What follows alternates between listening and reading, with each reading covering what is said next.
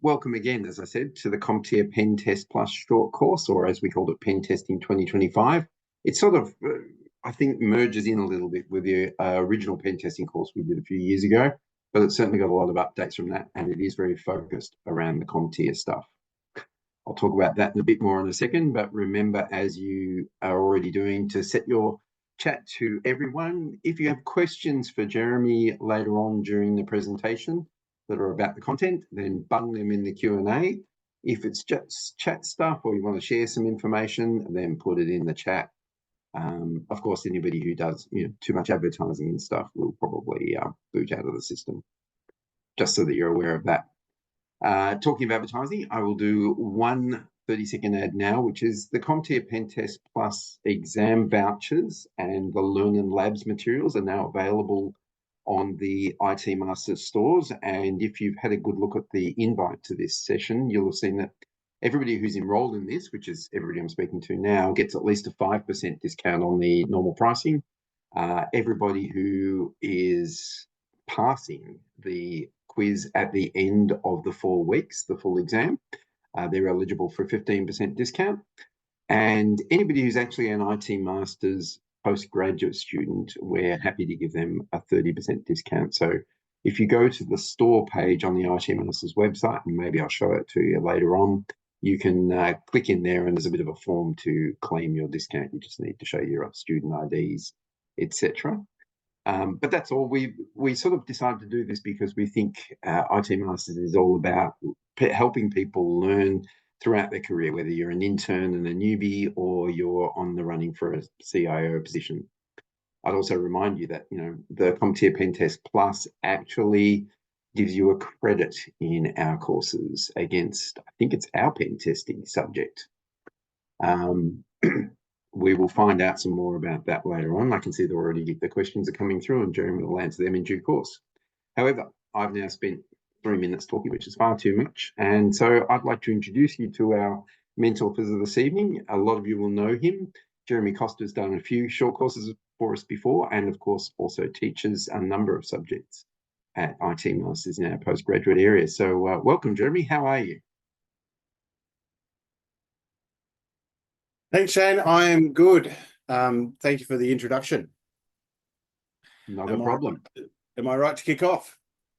Please do. Please go straight ahead, and I will try not to interrupt you very much at all. That's great. All right. So welcome, everyone, to this short course, the first module of this short course about penetration testing.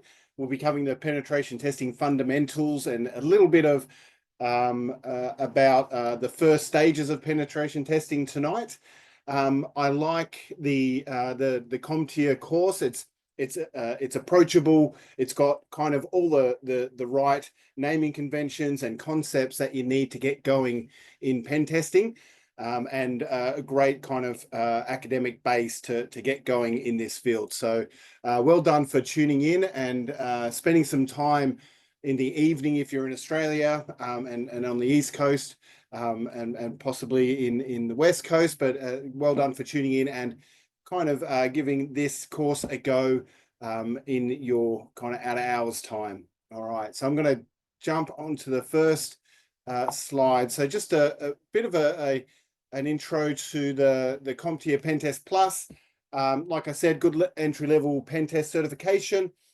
This course is based on the very latest version of PenTest. They've got PT0, 001, 002, and just releasing, kind of as this course is starting now, is 003. Some of the books aren't even published yet for this, but we got some special consideration for the content for this. So it's the up-to-date version, which is really great. The actual content of PenTest Plus goes all the way from reconnaissance to reporting. So all the way from the beginning stages of setting up PenTest, that liaison with the customer, all the way through to actually delivering something of worth, something of substance that describes the PenTest methodology, the findings, and then the recommendations to a customer. The exam is 90 questions now. I think it was maybe 85 before. You got 165 minutes to do it. I encourage everyone to give that a go after this course. Do a little bit more study, do some practice tests, hone find those knowledge gaps and hone the knowledge, and then have a go at that exam. So while it's fresh in your mind. The kind of prerequisites that they talk about for the PenTest Plus is the Network Plus, the Security Plus from CompTIA, and about 3 to 4 years experience in pen testing. Now, you don't need these things to actually go get the exam, but it does help to know some of this stuff and have some practical experience before you actually get going in maybe a pen testing firm or an internal pen test person. So just a little bit about me. I have been in cyber for over 20 years and IT for 25, 26 years.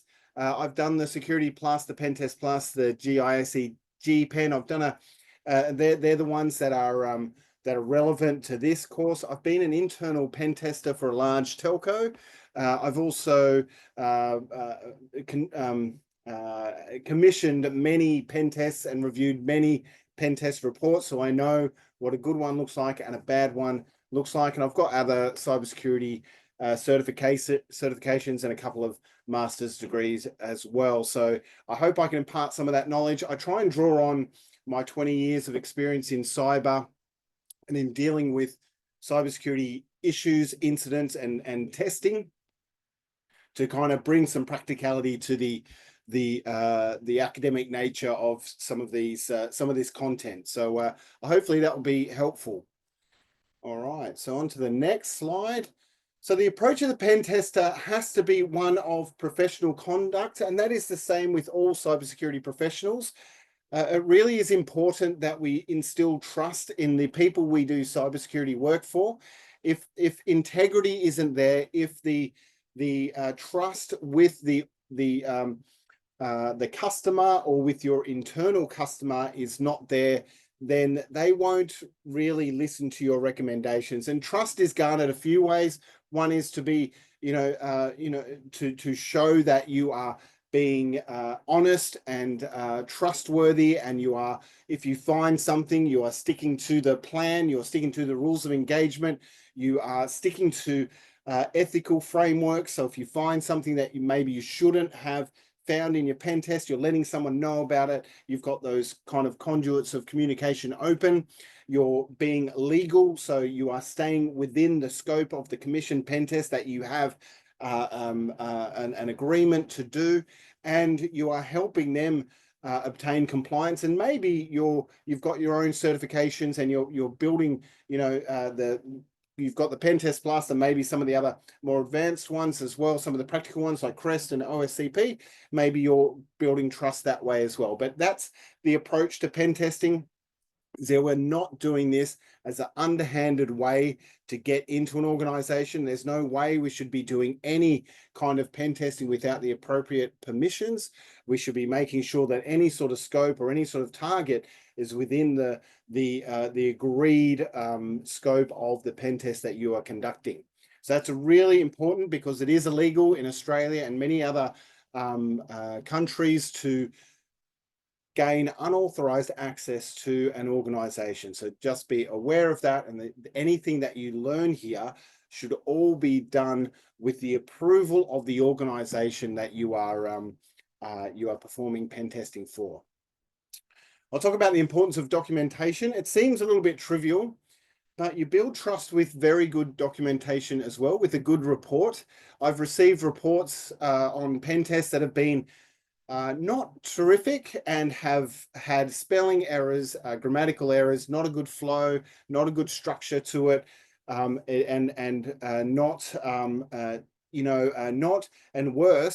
not identifying the key risks to the organization that was being pen tested. So not describing the findings well, not describing the recommendations well. So as a pen tester, it's all great to be technically brilliant and be able to break into any organization just by looking sideways at it. But if you can't back that up with good documentation and the way to convey the results of the pen test and the recommendation of the pen test to the organization that you're doing a pen test for, then basically it's a bit useless because they don't know how to better themselves, what to fix first, where to put their time and resources to be able to be a more secure organization. So the documentation is really important. And I mentioned the quality of the documentation. If you receive a poor quality document that is technically very good, then that erodes trust in the document from the outset as well. So it's important when you're putting documents together to get them peer reviewed, to step away from the document, come back to it, read it with fresh eyes, and then be able to submit it with some quality. But go through versions and revision. There's no shortcut to that. You can't write a document straight off the bat and it's absolutely perfect. You do need someone else to have a look at it, or step away and come back to it and review it. So the pen tester is an interesting skill. So the pen testing skills are generally obtained from doing pen testing. So you gather skills as you try different techniques. So what you need to learn pen testing is not only the key concepts and terminologies that a course like this gives you, but actually the practical skills to break into the machine, or break into the computer, or break into the web application and understand what the weaknesses are. Coming to a pen test without that kind of skill, without that kind of trial and error, without those troubleshooting, those finding the weakness skills honed, will be like hitting your head against a brick wall and not really understanding where to go. Some resources that really help pen testers: obviously everything on the internet is open, but a lot of the pen testing tools are actually open source tools available to everyone, often in Kali or Parrot, the Linux distros. Those resources, those platforms to do pen testing on are really important. The websites where you do where they describe the pen testing tools, you have to do a lot of reading as a pen tester to understand how these tools work, understand how when they don't work, what that means. But also there's a lot of resources on YouTube. There will be many examples of people who have recorded their attempts at breaking into certain web applications, breaking into Joomla, into WordPress, into Linux, doing Linux kernel exploits. Those sorts of things are all in YouTube and in walkthroughs. The other resource that is really very important to get a hold of, particularly for those who are planning on doing a practical course like the CREST or the OSCP, is to get your hands on some of the VulnHub boxes and hone your skills. I did that for probably about 6 months. Every day at lunchtime, I would try and break into another computer or another image off VulnHub. It allows you to set up virtual machines, vulnerable virtual machines in your own environment, to try and break in from say a Kali or a Parrot instance into those VulnHub boxes. So that virtual little lab is worth a lot of reading. It's worth a lot of watching videos and actually giving it a go and trying different trial and error, going through walkthroughs that are out and published on the internet. Every VulnHub image has a lot of walkthroughs associated with it. You just got to Google the VulnHub image name and it'll come up, with a lot of walkthroughs that will help you to find out how to break into these things. So this is the approach of the pen tester: to be professional, to be trustworthy, and also to constantly learn, and to constantly learn by doing. That is really the way that it works, because that's the way our minds seem to find weaknesses and gaps in systems, is to have experience doing that and being able to repeat that process every time. So if we're going to be a pen tester and you're going to be in an organization that does pen testing, you might have these sorts of roles and responsibilities in your organization. Everyone wears a different hat. You've got a team lead who's looking after a group of pen testers. You've got the actual penetration tester who's got the skills to break in. You might have a social engineer specialist who is really good at calling up people and pretending to be a help desk. That is diabolical sometimes at the start of a pen test. So you might have that sort of a resource in your team. You might have a red team as part of your organization, a red team and a blue team working in concert to constantly poke and prod at the organization, and with the blue team sitting on the SIEM, the logging and monitoring, the security logging and monitoring system, to be able to identify when that red team is actually poking and prodding, and being able to, on the fly, protect the organization and understand what these things look like. It's very important for an organization to do pen testing, but it's also a great opportunity for the security staff within the organization to understand what an attack looks like when a pen test is occurring. Some of those things like IPS going off, like endpoint detection response going off, and maybe some sort of network detection response going off as well. Some of those things don't go off for a long time during normal course of business because you're not being attacked. And sometimes the only time to see any of those events coming out of intrusion prevention systems or network detection and response is to actually invoke them and get them into the SIEM. So it's a really good opportunity for those who are doing the blue team or the responders or the SOC engineers to actually see what those artifacts look like when they land in the SIEM. And it's obviously really important. I've been harping on a little bit about documentation, but it's great to have a technical writer in the team who can translate the technical risk to business risk, and can do that in a way, in a document that is approachable to both executives and technical staff. Doing that in a clean and concise way is something that takes years, if not decades, to learn. Having a technical writer who's very good at that is actually worth a lot to the team. There is also an important part of pen testing, part of making sure you hire the right people, doing background checks and making sure people have skills. Now, when I hire into my teams, I often have, definitely for technical roles, I have a need for the candidate to do a technical challenge, and I'll have it there. I'll provide that. Might be a VM, it might be something on the website, might be some technical challenge to break into a certain vulnerable machine and be able to provide a rundown of why that was possible and what recommendations they would have.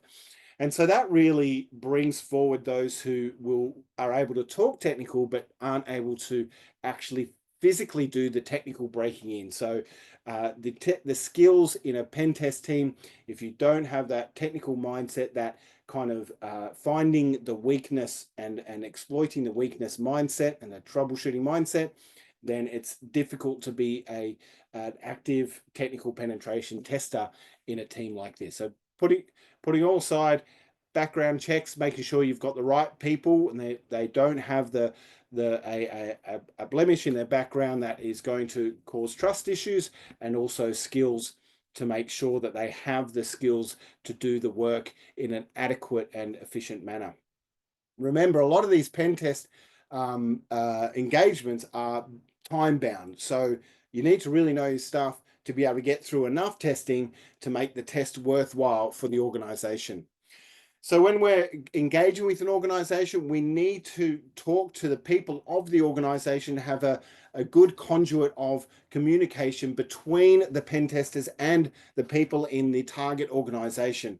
The people in the target organization really do need to understand what is being tested at the start of the day and what has actually been tested and found at the end of the day. So what is the plan, what was actually done, and what was the outcome?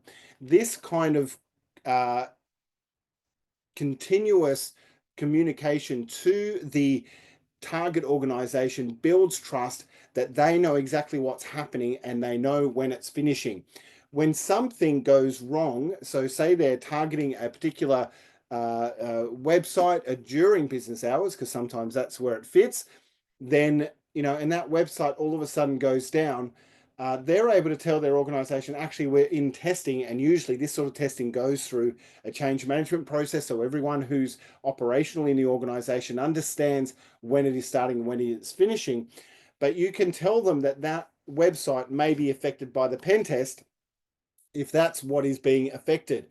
But if that pen test is not actually anywhere near that website and it's doing some network device testing offline, you can also tell everyone who, if there's an operational issue, there's a pen test going on, the pen test is the first thing to be blamed for the operational outage. So making sure you know exactly what is happening every day, if as a part of the organization, if you're the pen tester, informing your organization, your target organization, what is happening is really very important as well. So you must have those primary contacts, those escalation paths. You must do the peer review on the documents that I'm talking about. So making sure you get quality on both the communications every day, but also on the document, the report at the end, status at the end of the week, maybe. And that you've got the rules of engagement really well thought out. Now, the rules of engagement are really important because this is your ticket to actually perform pen testing. In there, you have the scope, the agreed scope, so that you can bring that out and say, hey, this was the scope. If you're upset that there was some outage, it was in the scope. So, we're covered. We're sorry that happened, and we hope that that doesn't happen again. But now you know that there is a weakness there. That would be my approach.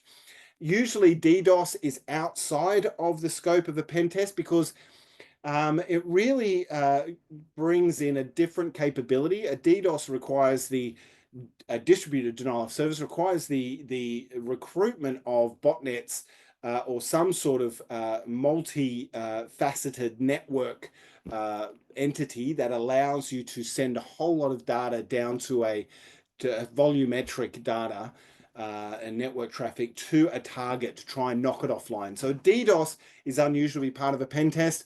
Maybe it would be a special thing to say, we're going to do a DDoS test. I think it might be something for an organization that has to be sure that their DDoS protection is working. But to be honest, any DDoS capability that a pen tester would have, they're bound by legality of that activity. So they can't use all of the resources like compromised systems and botnets that are out there that an actual attacker would use. So DDoS is unusual. Brute forcing passwords, credential stuffing is often off the table as well, because that can actually lock out a lot of accounts. Usually brute forcing is happening anyway all the time, particularly on Microsoft 365. Those who have got Microsoft 365 open to all geographies will see that in their logs. But typically brute forcing externally is probably not done, particularly on Active Directory and things like that. If there is a need to find weak passwords, maybe they'll dump the SAM and you can do a weak password check on the hashes. And that could be a part of it. Obviously, make sure you have make sure that you are careful with that data, though. The SAM hash, the hashes from the SAM database in the Active Directory are one-way hashed, but not encrypted. And if there's weak passwords, and often there is, it's a fast way to find weak passwords. And then also you've got to think about the data retention. So when you're a pen test firm and you're collecting all this information on the weaknesses in people's organizations that they may or may not fix up, depending on their decision, then you might have a fair bit of sensitive information, particularly if you're doing exfiltration as well. If you're getting into a website that has a whole lot of data on it and you're demonstrating exfiltration, you may be getting a whole lot of data that you don't necessarily own, and that you shouldn't be handling. So just be aware of the data that you're handling and the retention of the data. In the rules of engagement, it might say if we come across something that is sensitive, we will delete it permanently as soon as we identify it, and we will only retain data for this penetration test for 1 year in case they want to come back. That kind of thing might be in the rules of engagement. There's also this idea of root cause analysis and technical weaknesses. So making sure that you are describing the technical weaknesses accurately. If you're doing the analysis on, let's say, a vulnerability in WordPress is an easy target, a vulnerability in a WordPress plugin, and you're describing the vulnerability as a part of WordPress core rather than this particular plugin, and your recommendation is to patch WordPress and you don't mention the plugins, we've got to make sure we get the root cause correct. Got to make sure you provide the right advice to the organization. If the advice is not great, then it is obviously erodes that trust, and you're not pointing them in the right direction. There's another good example. If you putting together a pen test report, one of the requirements from me is that the pen test report has the commands used by the pen tester for the actual exploitation and or the gaining of access, so that you can then validate it as an organization with your technical resources when you fixed it, or get the pen tester to come back and retry it. Obviously, both is probably better. Fix it, test it, confirm it's no longer exploitable like the pen tester had previously exploited it, and then get the pen tester to come back and retry, and they might try another technique that still works, or they'll try the original and some other techniques that and verify that it is actually plugged now. So very important to get that root cause analysis and technical weakness right. The quality of a pen test report is very important. Sometimes we do pen tests for compliance purposes. PCI DSS is one of them. Other, security testing is a common annual regime to have. When you don't have, sometimes organizations get it to tick the box. Even if that's the case and you know that's happening, it's still important to have a good quality pen test report with the right root cause analysis and technical weaknesses. All right, so let's talk about business risk. So pen testers are generally really good at finding the gaps, getting through them, and getting to an asset to demonstrate what would happen if an attacker tried the same thing. But what we need to boil it down to is down to business risk. What is the risk that this particular weakness poses to the organization? In the CompTIA one, they have two ways of describing risk. One is threat times vulnerability. So that is the threat. So let's say it's a ransomware attacker that are targeting, let's say, a Fortinet firewalls with a particular vulnerability. So the threat plus that vulnerability is a risk. And when that threat makes use of that vulnerability, the risk is realized. So that is what constitutes a risk from a pen test perspective.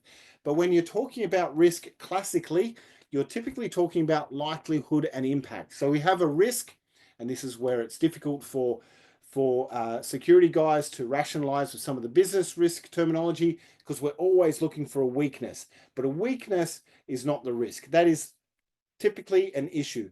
The risk is that weakness actually being used and causing damage. So, and the likelihood of that actually happening. So when we come down to it, risk is a likelihood and impact equation. So like this very simple table that I've got here that demonstrates it. This is out of the CompTIA material. But basically they're saying if you have a high impact with a high likelihood, it is then a high risk. Very basic, but that is the kind of thing we need to look at, because what we have is we have some risks that are really high in impact, but not high in likelihood. And then you get to maybe a low because the likelihood is so small. We're talking about a black swan event. So we've got to think about it in those terms. What is, and when we're talking about recommendations, we also think about it in those terms as well. What can we do to reduce the likelihood of this impact, this risk occurring, or this weakness being used by a threat? And what can we do to reduce the impact? Do we patch? Which will reduce the likelihood, or do we move the asset away? That would reduce the impact. Do we reduce the data set? That would reduce the impact. That's the kind of thing that we think about when putting the recommendations together. Now, the risk appetite is really important. Now, this is not how much someone is willing to, how many burgers someone is willing to eat. The risk appetite is all about how much risk the organization is willing to accept. How much is it, if we have a big test environment, is it willing to accept that that test environment might be broken into sometimes, so the patching is lower? If they have a production environment, are they willing to accept that that production environment is going to be compromised and have production impact? Probably not. So security people are always trying to work out what the risk appetite of their organization is, because they want to provide good recommendations. And often it is a combination of the business saying these things, we don't want to have a security incident, but a security incident that doesn't impact anyone is okay. A security incident that impacts one person, that might be okay as well. A security impact that impacts the whole organization, that is not okay. So we're always trying to gauge that, and it's not uniform. The CEO will have a different view to the CIO, will have a different view to the cyber guy. There is and the marketing person, there is a whole array of risk appetite in the organization. And the whole idea about boards and about having kind of risk committees and things like that is to align on that risk appetite and understand what is deemed an acceptable or unacceptable risk. In actual fact, really, this sort of works when pen tests come about, is that you get a number of risks. You get maybe an extreme risk, a critical or extreme risk, a high risk, a medium risk, and a couple of low risks, and some informational in that finding. That's kind of the spread. You will always fix the critical and the high, and then think about the medium. Well, is it strategic? Will we do it and fix it in a different way? But that's how we kind of figure out business risk and how we prioritize our remediation actions. So that risk appetite is really very important. And when you are doing a pen test, you may come across something that is quite significant and change the goals. But what you may change the focus to be on a business risk that the business is really interested in. Now that's why this constant communication or regular communication is important with the business, because they will say, what have you done? What have you found? And they'll say, oh, you found that. Can you please spend some more time on that web application? Because we now think that there's a problem with the systemic coding within that system. I've had a pen test once be able to get into the Active Directory through an RDP server that was exposed, that we didn't know was exposed. And when they did that, they called me up. This is many, many years ago. They called me up and said, hey, we can get in through this system. And I was like, well, that system's not supposed to be visible. Can you look at that whole subnet and spend some time on that whole subnet? Because clearly something's happened to the firewall rules there that shouldn't have happened. So that was a goal reprioritization where we saw there was a business impact, there was a clear and present danger. We needed to spend some more time in a particular area, which means in the pen tester's mind, they might just take that on board and they might trim out some scope from the other end of the pen test.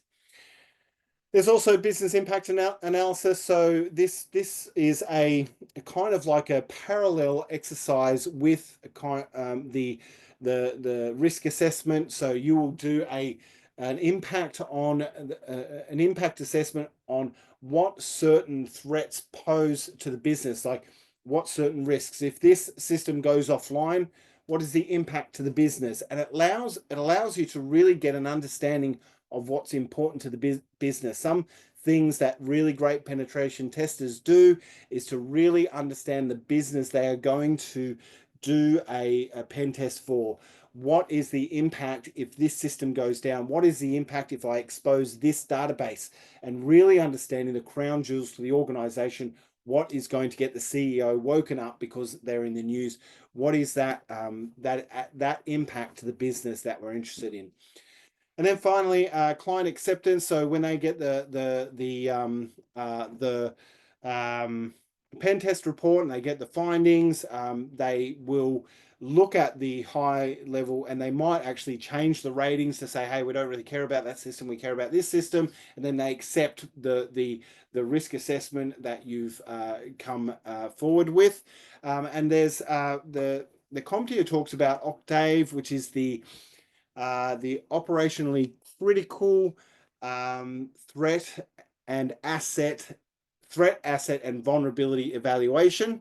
right? So that is a methodology for performing risk assessment for an organization. Being able to bake that into your pen test really does give it some maturity and some common terminology and ratings that many organizations will accept. So Octave is a good one, or Octave is a good one for people to use if they are wanting to have a thorough view of threats and risks in their pen test report.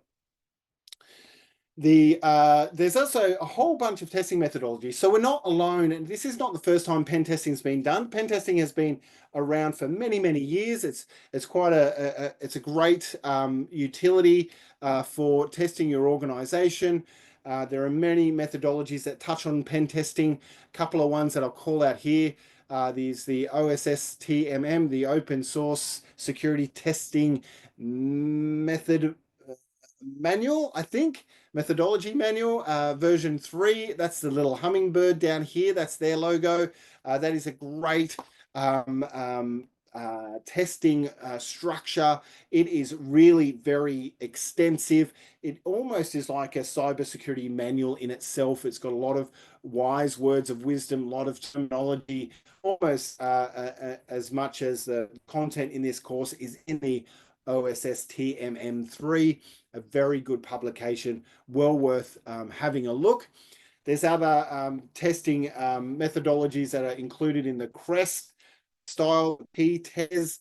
The MITRE ATT&CK framework is great. It is like a big library of the different ways that an organization can be attacked, all the methods and the tactics that are really valid and are used day to day. And it can give you a great, if someone maps their pen test to the MITRE ATT&CK framework, you can get a good idea of how thorough it was. So having your MITRE ATT&CK framework codes in the pen test methodology can show completeness.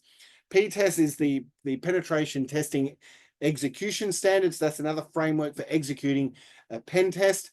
The OWASP is a great resource for the key vulnerabilities in web applications and also in mobile applications. They have an OWASP mobile standard now.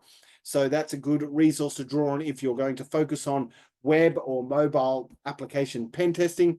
There's the Purdue module, which is about the OT structure of networks and how you might pen test an OT, an operational technology environment, or a industrial control system environment. So a good one to look at as well. It's a big part of everyday life. A lot of organizations have operational technology and industrial control systems that they're responsible that have a physical impact in the real life.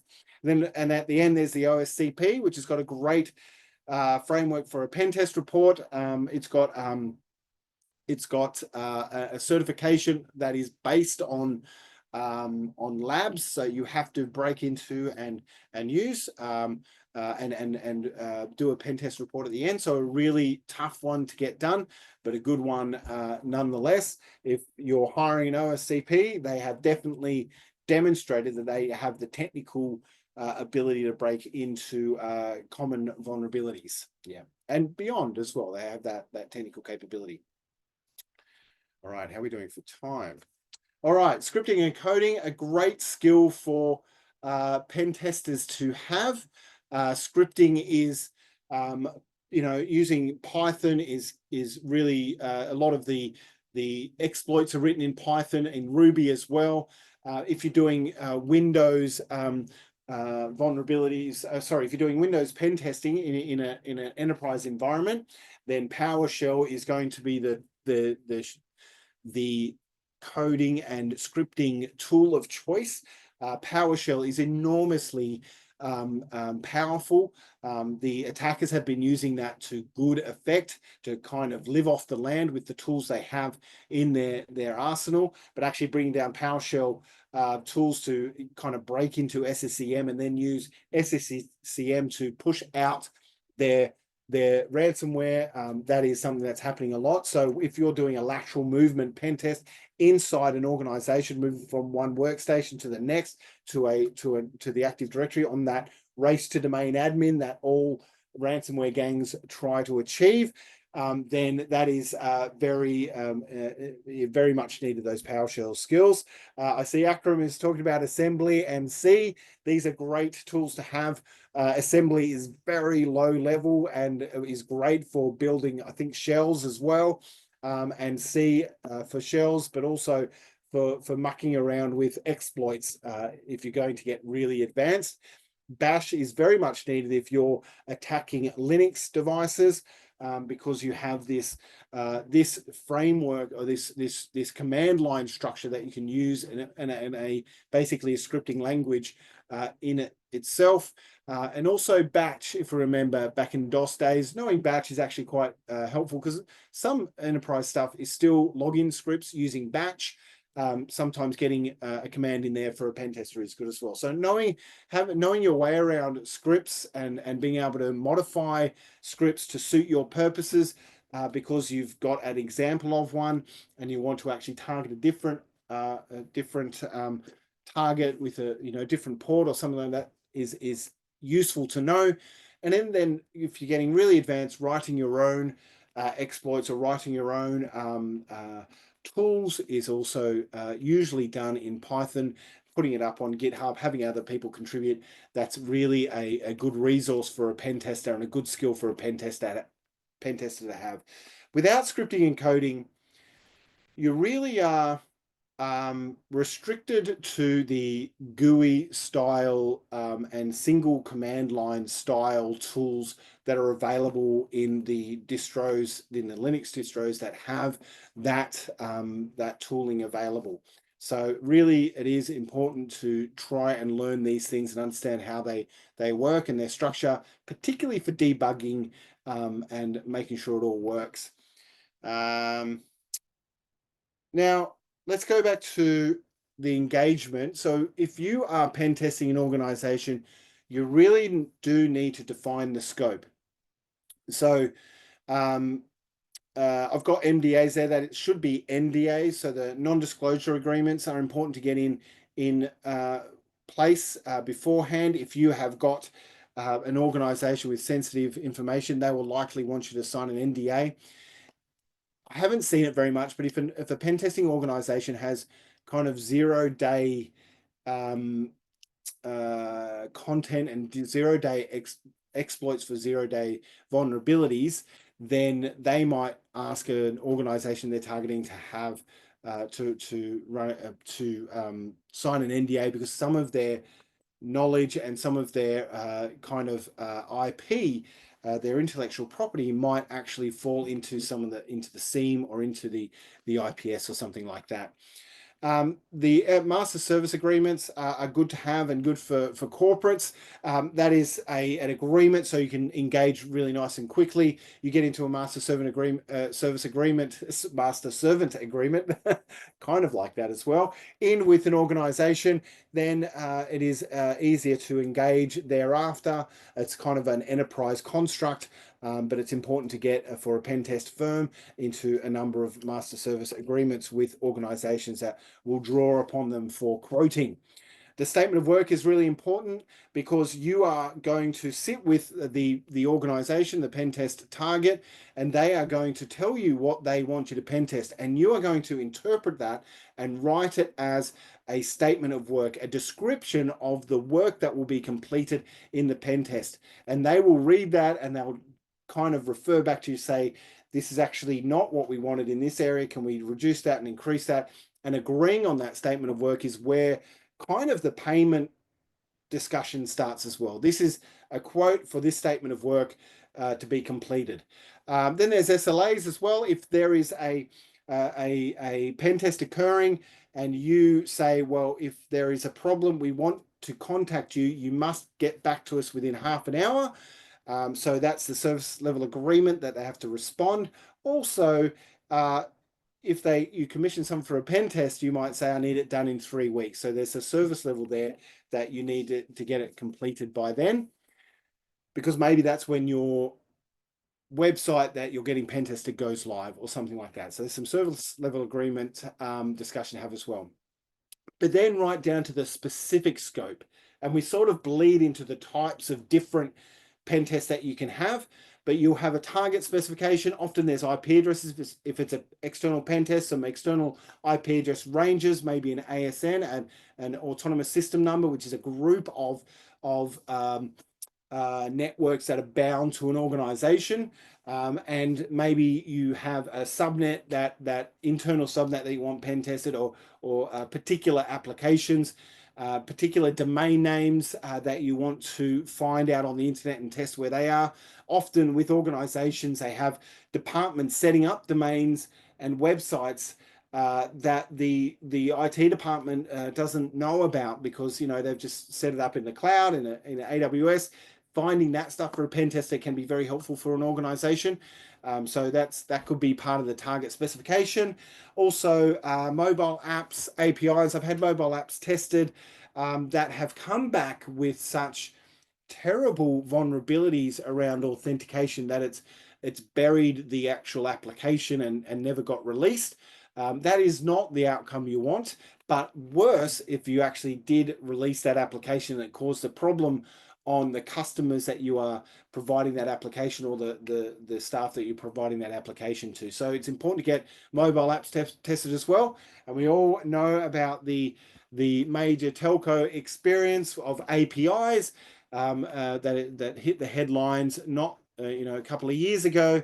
It's important to get APIs tested, making sure the authentication is correct and they only have access to the data they need to have access to as well. So the logic behind the API, if you're you don't want to try, and you don't want the API to extend into other production or non-production environments it shouldn't do. The target specification might be a Wi-Fi network, trying to break into that. Might be clients, might be end user computers, it might be a phishing simulation or a help desk impersonation simulation, where you're actually dealing with the help desk and trying to get access, remote control or something like that of someone's device, or get them to open a document to that will kind of make it a malicious document. There's physical access, which is also can be in scope, where someone's trying to get into an office block, plug something into a data center to pull out a firewall or something like that. So there might be some significant target specification, quite a range of things that can be tested as part of a pen test or a red team event. The types of assessments we might have could just be compliance-based, like I was talking about before. We're ticking the box. We're getting a pen test done. We're going to look at the high and medium, but we need to get that done annually to get our compliance done. Hopefully, quality doesn't decrease. There's a good quote that says you can be secure, you can be compliant and not secure, and you can be relatively secure and not compliant. So it's important to, and compliant, sorry. Did I get that right? You can be compliant, yeah, you get what I mean. Compliance doesn't exactly mean security. So we've got to make sure we feed both goals and obtain both goals of being compliant and secure. And maybe the best way is getting secure and then compliant on the way to getting to that goal. And that would actually serve the purpose of compliance anyway, which is in the end to make you more secure. The whole idea of red team, blue team is pretty popular. We talked about that, the attacking team and the defending team. We talked about what kind of pen testing you have, but you might have just a single scope for your pen test, which is goals based, which is say, I need you to get our customer database. I want you to be able to get the document that is on this person's machine. I want you to be able to remote control the CEO's laptop. Those sorts of things, those goals-based activities. There's one I've heard, I want you to be able to get a physical pass into our data center.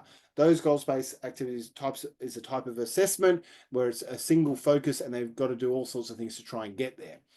We have black box, gray box, and white box, and there's a fair bit of this in the testing methodologies, but essentially black box means you know nothing of it. You're coming from an external attacker's perspective and you're attacking the organization with no internal knowledge. Gray box means that you get some details, maybe an external range and maybe some domain names and maybe some understanding of the infrastructure, and that is then the target, and you attack it with some knowledge. There's white box testing, where you get all the documentation around how it's constructed, maybe the source code, maybe every bit of information you need to identify those weaknesses. I like the idea of black box testing because it is true to what an attacker would do. But I also think if you are on a limited budget, white box testing actually cuts out a lot of the pre-work that a pen tester needs to do to understand the environment and to get to attack it. So you may find vulnerabilities and weaknesses that a black box attack won't find, but it'll also be straight to the point. So there's a balance between the two. There is also network, you could be attacking the network itself, a commercial network, an ISP network, a wireless network. There's cloud assessments as well, looking at your AWS, your GCP, or your Azure instances to make sure that they are not accessible and not vulnerable to attack. Obviously, mobile apps is a big one. And then there's IoT or OT. IoT assessments might be on particular smart devices that you are selling or you are purchasing for use, and you need them validated that they're not weak. OT is a completely different thing. The operational technology, having those SCADA environments, the industrial control systems that keep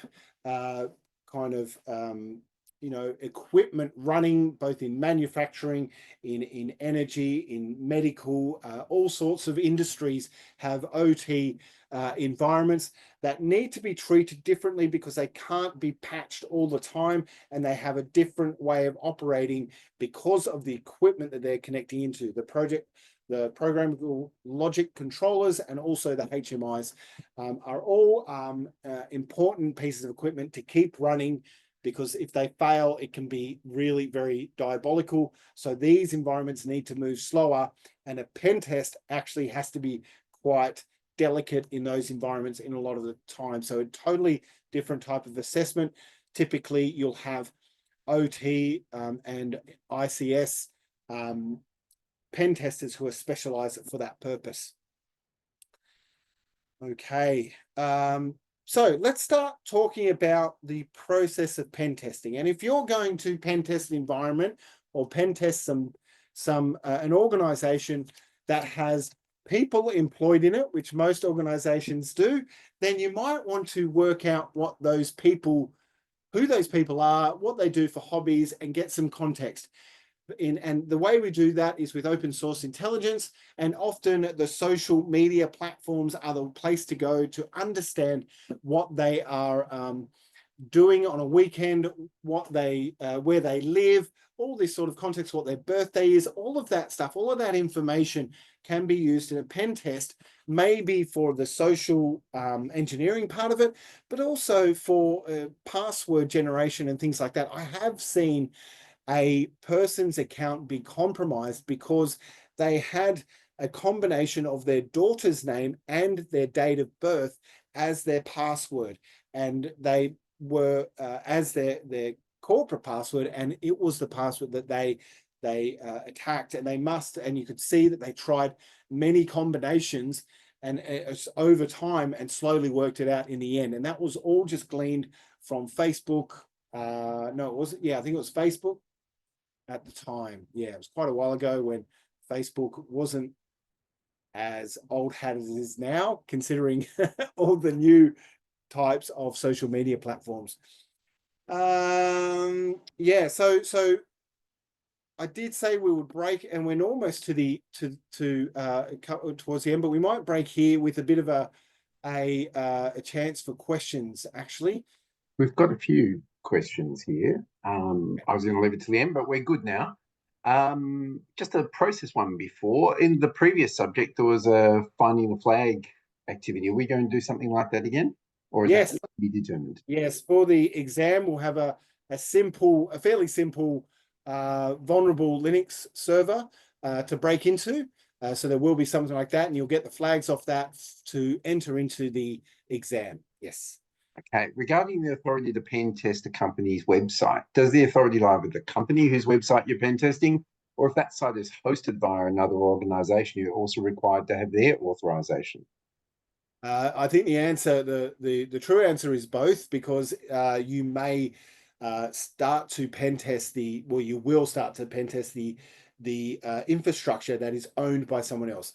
AWS and GCP and Azure have all policies around this. They do allow people to pen test on their platform, the websites and all that sort of stuff, but there are some rules around that and some notification requirements around that.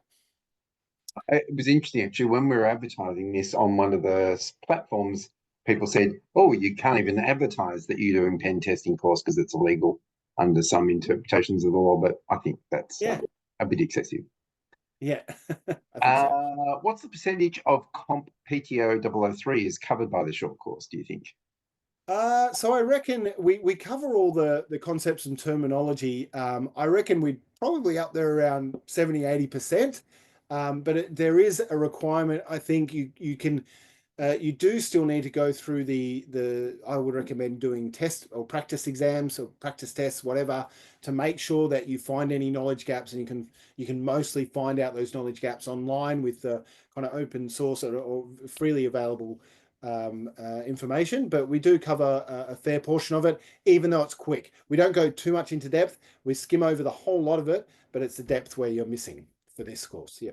Okay. Are you able to do a DDoS legally? Are there legal botnets you can use? Oh, a legal DDoS. I think you would have to set up your own. I actually don't know of any infrastructure that's been put together that would span a similar kind of range of devices that a DDoS would use. There is, and usually a distributed denial of service attack uses reflection.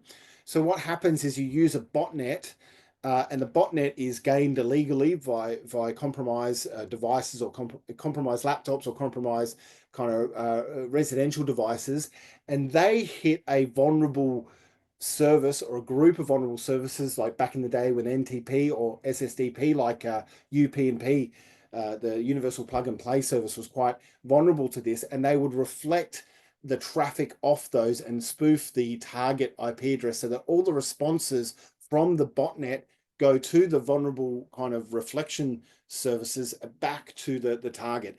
So there's quite a lot in a good DDoS. Easy for someone who's doing it illegally to do. You would probably use you would have to use kind of cloud services to try to do the same in a legal capacity, but then obviously that would be quite expensive because you'd have to generate a significant amount of traffic out of those cloud services, which would probably cost you in metering and things like that. So difficult to do, and I'm not aware of any service that is legitimately doing that. Yeah. What This is one that goes to the question of trust, I suppose. It goes both ways. What types of due diligence should you be doing as a pen testing contractor to confirm that the company or potential customer is actually legit? Oh yeah, that's a good question, because sometimes you can get that. I was pen tested one accidentally by someone else because they had an application on some Citrix service that we were hosting, and they pen tested us, found a vulnerability, and let us know. We could have kind of taken action if there was damage, because they didn't get our permission, and that was our system we were hosting. So it is important to flesh out all of that to make sure that the person who is approaching you for a pen test is actually working at the organization.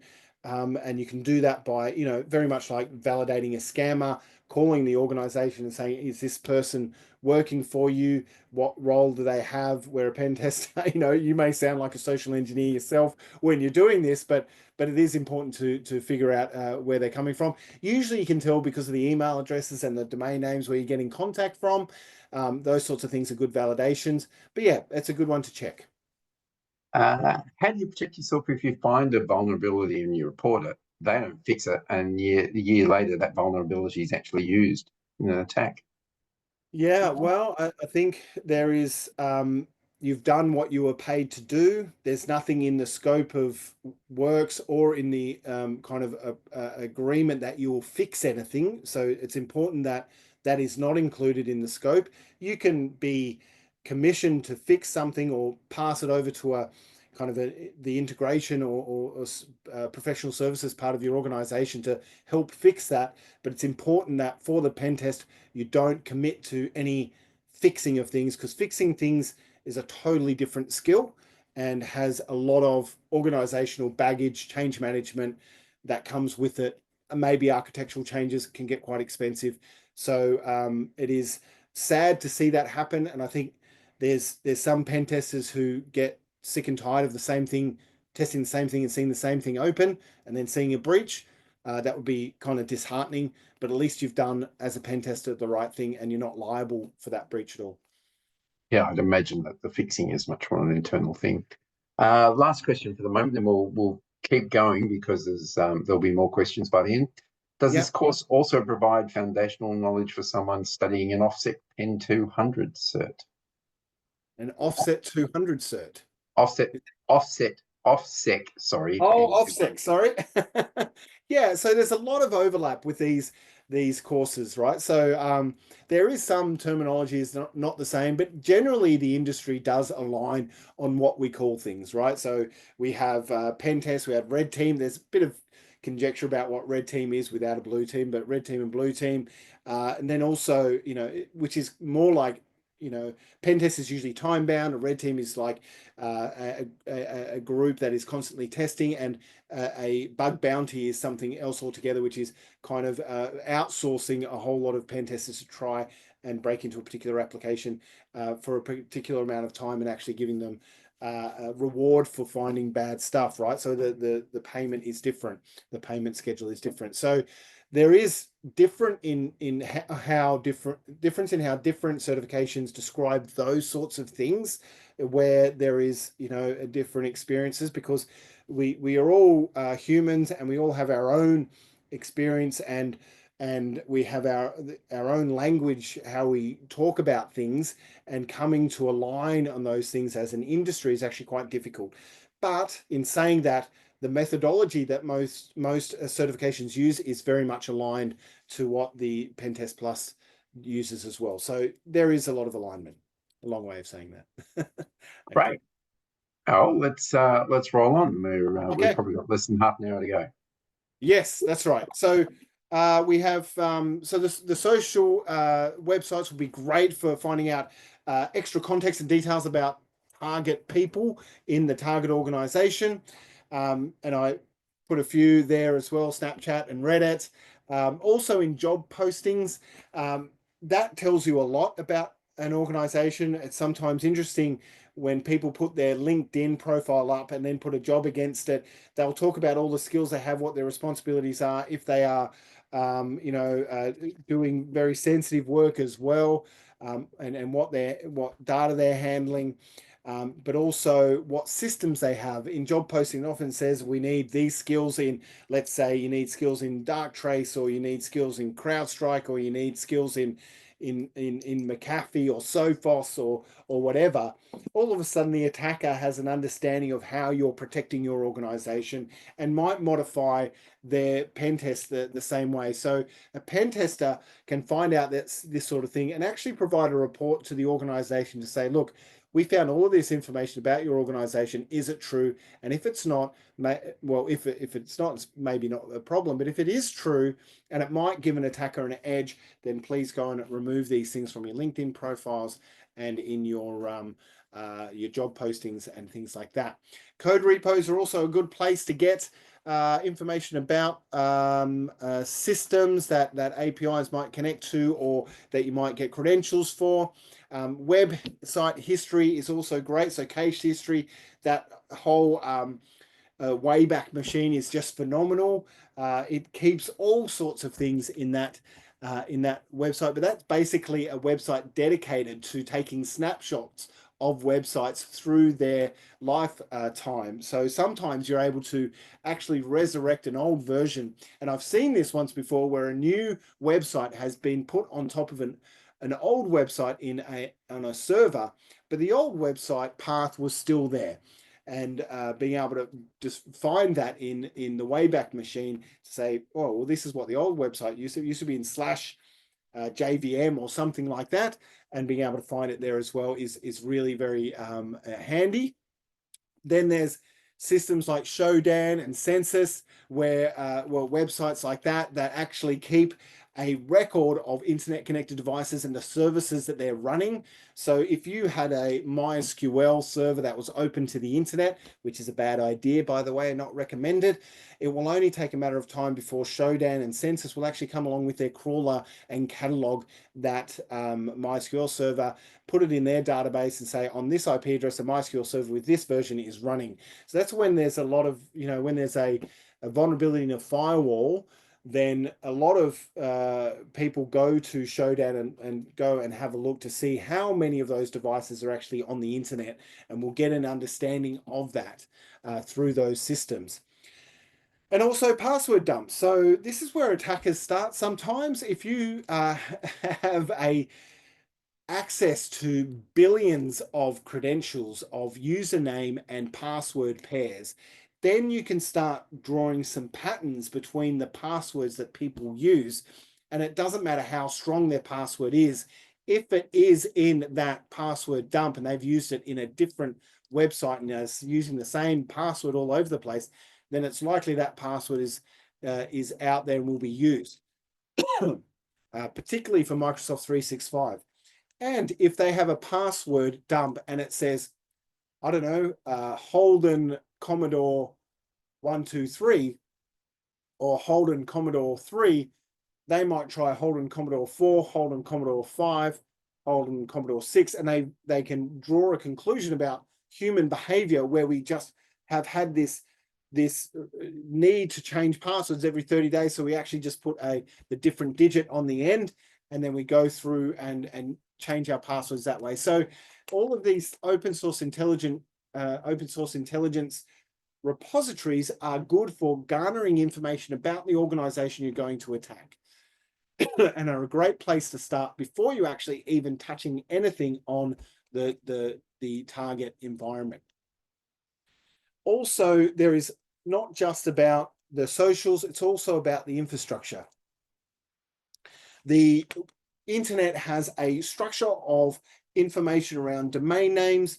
You can get that information through Whois, MX Tools, DNS Dumpster. It keeps a history of DNS names, which is very helpful as well, because as things change, you might get a pre-prod DNS name that's in that history that's pointing to an IP address you hadn't thought about before, and there might still be something on it. There's all sorts of information out there around DNS infrastructure. Reverse IP, this is a great thing. The reverse IP in Hacker Target will tell you which domains are on that IP address if they've been on there for a while and have been searched and identified by search engines or published. Then now it will catalog those as well.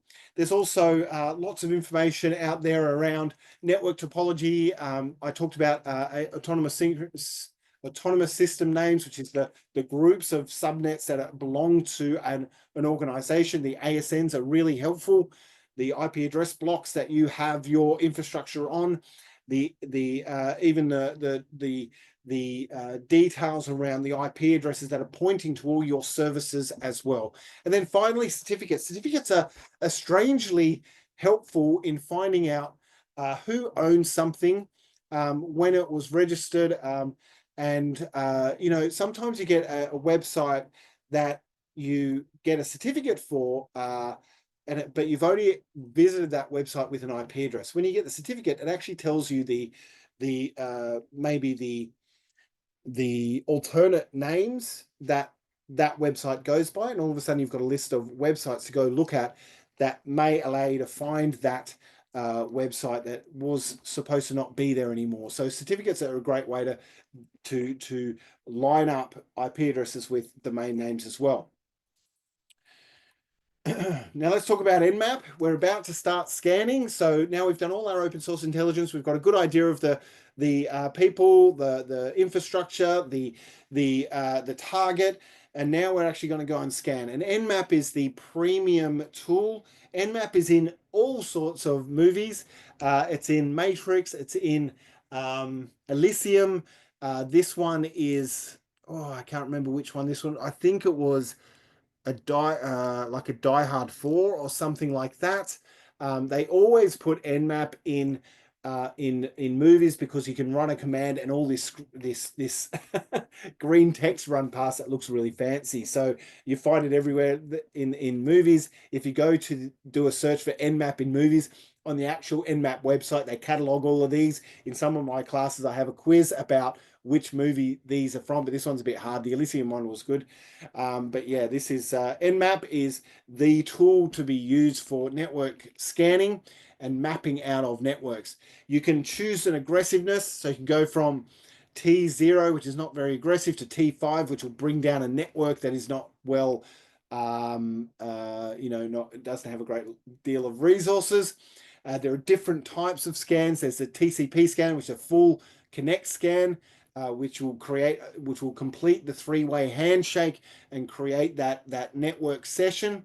There's a SYN scan, which will only send SYN packets or packets with the SYN flag set to the target and not require a response. So it's really, well, it may get a response, but it won't then acknowledge that response. And then there's a Christmas tree scan, which is turning on all flags, the SYN, the ACK, the FIN, the push flag on the TCP packets, and seeing what happens to the end, what comes back. And different systems will behave differently to that kind of an unusual packet. There's also UDP scans, which are kind of hard sometimes because UDP doesn't create a session by its nature. It just sends packets and doesn't expect anything in return. You can get UDP going both ways, but sometimes you can find something on UDP. The ports will actually respond differently. For TCP, they'll either respond open, closed, filtered, or unfiltered.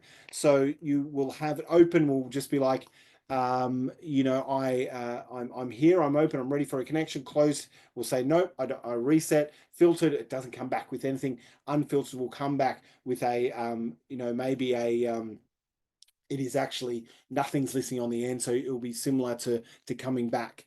Nmap can also grab banners. Banners are basically text strings in services that tell you what version is. When you go to SSH, when you access SSH, it'll tell you which version of SSH is running. That's the banner. If you go to Apache, it'll come back with the version of Apache that is running. That is the banner. So Nmap can do all that banner grabbing. And the most amazing thing about Nmap is its scripting engine. I've used this extensively in my career. It is a great way. So if you're in an internal environment, when the NotPetya thing came around, the MS17010 vulnerability, the Eternal Blue vulnerability that NotPetya was using, I think it was using that one, you had to find out on your network which machines were actually vulnerable to this. And rather than firing up OpenVAS or Tenable or anything like that, you can actually run a script that will tell you, and all these people are open source, these scripts that will identify Eternal Blue, and you could run it as a single script on all your IP addresses to target that particular vulnerability rather than looking at all the vulnerabilities. So it enabled you to get a good sense of things very quickly. Nmap scripting engine is awesome.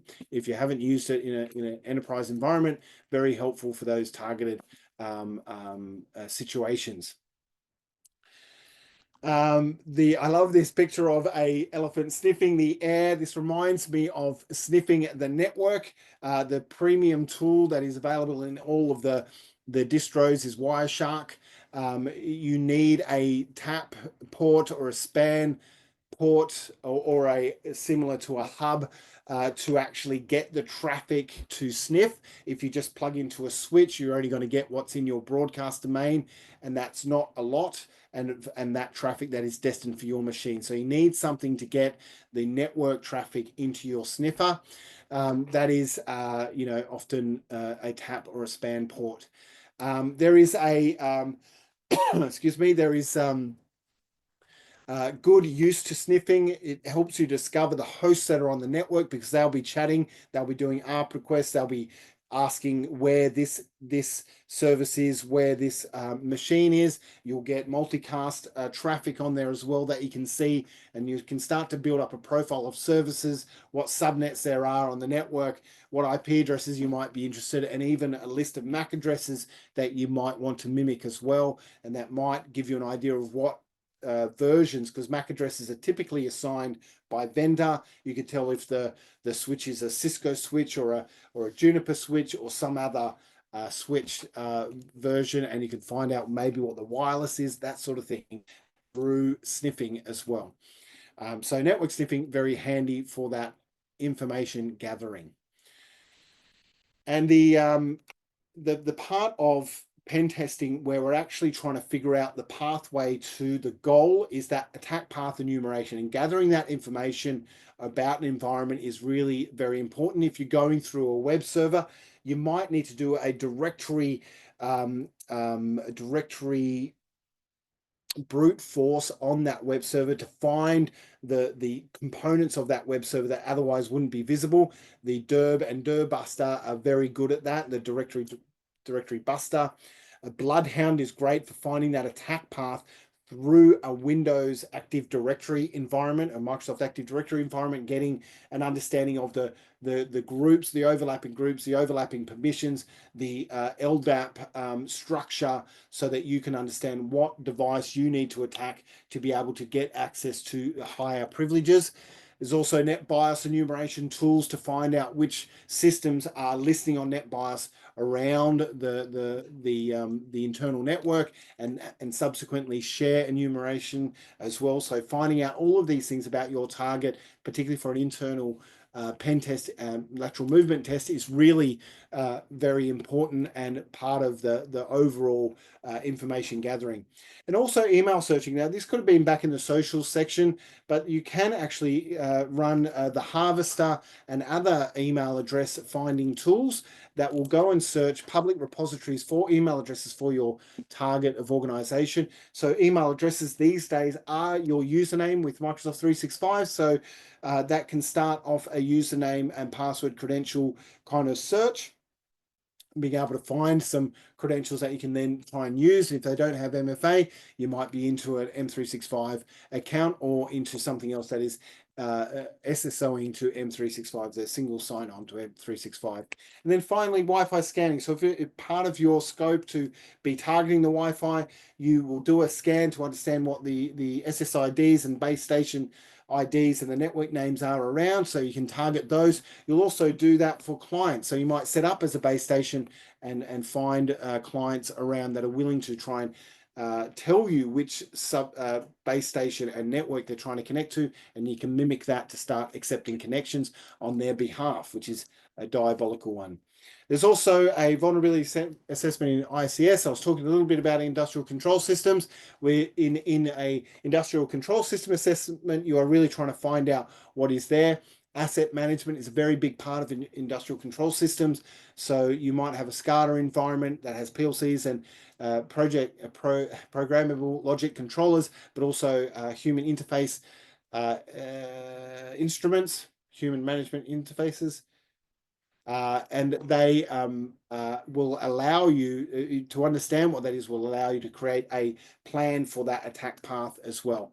Often there's outdated software and hardware in ICS environments because that's the nature of them. They can't change quickly. They have to go through rigorous change control. They have to test everything as it happens, get the vendor to make sure everything's working properly, because if they interrupt the systems, it can be diabolical for the organization. And then there's network placement.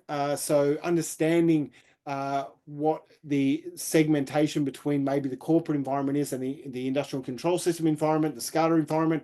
Are they actually separated or are they integrated? And is there a pathway through? Is there RDP hosts to go from one to the other?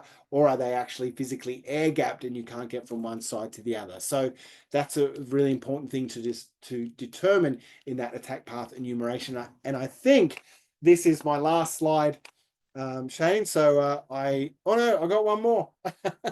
Sorry, I prematurely said that. But the last thing we're going to look for at doing our information gathering and our reconnaissance and our enumeration is to look at the websites. And these websites are typically the front door to the organization. They will be where the target pen test will happen. That is what the attacker will most likely go for as the first point of call. You look up that you look up that organization on the internet. This website is that kind of, hello, this is us. That will be the first kind of point of call for attacking. So often this will be part of a pen testing scope. You might find out what website is on there with doing various enumeration, Apache, IIS, Zeus, Nginx, that sort of thing, and you might do that with Burp Suite. Burp Suite is a terrific hacking suite of tools for websites, and OWASP Zap as well. I've used that extensively for SQL injection and finding vulnerabilities in websites. A little less capable than Burp Suite, but still a good utility that is open source and free. And then there's Spiderfoot to go into a good enumeration of your website. And also there's no good pen test course is complete without a mention of robots.txt. With no one, I don't think, really uses them that much to store sensitive information anymore, because robots.txt is public. But really, robots is saying, please, if you're a robot, don't go here, and you have to be a well-behaved robot not to go to those places. Often they might be places of more interest. So robots.txt is that text file that you put on the website to tell robots to stay away from these sites. But often with vulnerable kind of systems like VulnHub, the robots.txt is where you find the next clue. So that's a clue for you. All right, Shane, that's it. Sounds a bit like the Barbara Streisand effect, doesn't it? If you talk about it too much, that's what everybody wants to talk about. That's right. Okay, we've got a few more questions. I'm conscious that we're close to 9 o'clock, so we'll try and wrap them up in about 7 to 10 minutes or less, but bang them all in there while you've got a chance. We'll close the questions down in about 5 minutes as well. How do you deal with asset ownership in a cloud environment? Are there situations where the cloud providers can hinder a pen test? I think we spoke about that before, didn't we? Yeah. So you've really got to get everyone's approval, particularly if you're going through cloud infrastructure to get to a organization's own applications. Is automated pen testing a form of pen testing proper, or is it really better described as vulnerability scanning? What's the difference? Yeah, I do know some people who find automated, like who support and say that automated pen testing is all you need. But I have, when you come to bespoke applications, you become into really strange configurations or, custom systems. It's very hard to get an automated pen testing tool to find those vulnerabilities. And to understand the context of the system as well. So automation is great. We need to use automation. I'm sure that AI is going to have a big part to play in pen testing in the future for thinking about new things to test and coming up with ideas around pen testing. I'm sure that's the case and bring some methodology to it. But as it stands, if I was to do a pen test, or I was going to commission a pen test to be done on my organization, and the pen tester said it will only be automated pen testing, I would expect that the large portion of it would be vulnerability scanning and pen testing for conditions that are largely only visible or are largely only inherent in off-the-shelf software, not so much in the way that software can be personalized or bespoke, written for that organization. So yeah, it's a difficult one. I'm a massive fan of automation in cybersecurity for reducing effort, because there's a lot of effort in keeping things secure. But I think a purely automated pen test is lacking the human element. Yeah. So somebody in the chat's put the question about AI and the impact of that upon all of this. It's probably a good follow-on from automation, really. That's just what I was.